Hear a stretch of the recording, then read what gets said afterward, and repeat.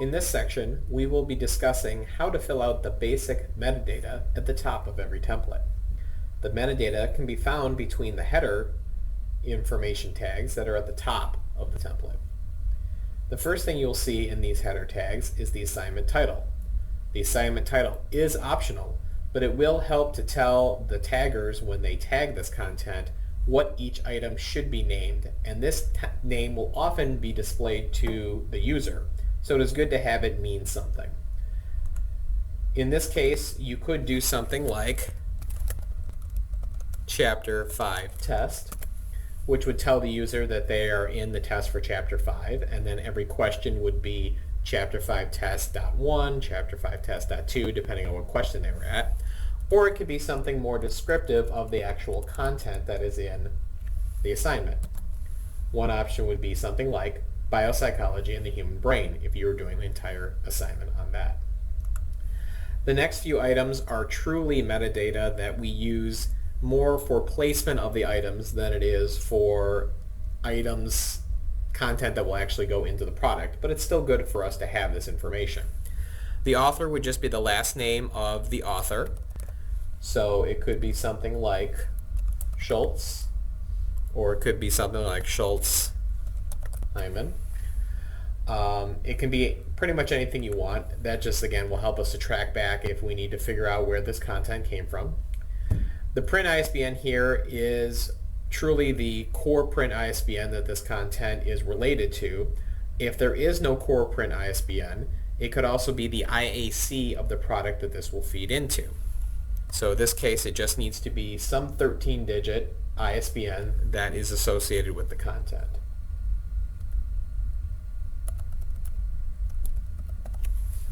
The title is the title of the core print that this is associated with, or the product that it will be sold with. So a good one would be something like Biopsychology Today, to go along with this assignment title. The ebook 13-digit ISBN is somewhat misnamed in that we're not really looking for an ebook ISBN so much as we are looking for an SSO ISBN that this content will be associated with. This could be a course mate ISBN, it could be a course mode ISBN. It's whatever product this digital content will eventually feed into. Again, this should be a 13-digit ISBN, but it should be different than what you have in the print ISBN. The chapter section and name and number really inform us where in the title we are at. That way we know that if you don't have in the assignment title something like a chapter name or a chapter number, that we can kind of figure out what order these assignments should be going in. A good thing here would be something like Chapter 5.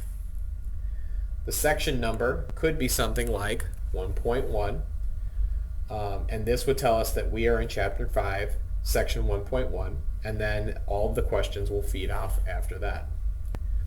The next few items are really so that we could track back if we ever have problems with this content or need changes to the content made, that we know who to go to. The content development contact should be somebody within Cengage who is responsible for being the internal contact for this content. I'm going to put my name here since I am a Cengage employee, but this really could be anybody who is on the content development side that the content creator is working with directly. The content creator name should be the name of the person and or group that is creating this content. Sometimes we will have a vendor creating this content, so you could put the vendor name. Or it could be an actual person, a SME or a professor who is creating this content, and you would just want to put their name in directly. That way we know who to go back to if we have questions about the content itself outside of Cengage.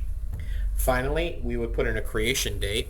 The reason behind the creation date is so that if we need to know when this content was created and if it was later revised, we have an idea of, at least for this template, when this content was created. So that is the header section in detail. Again, this should be filled out for every template.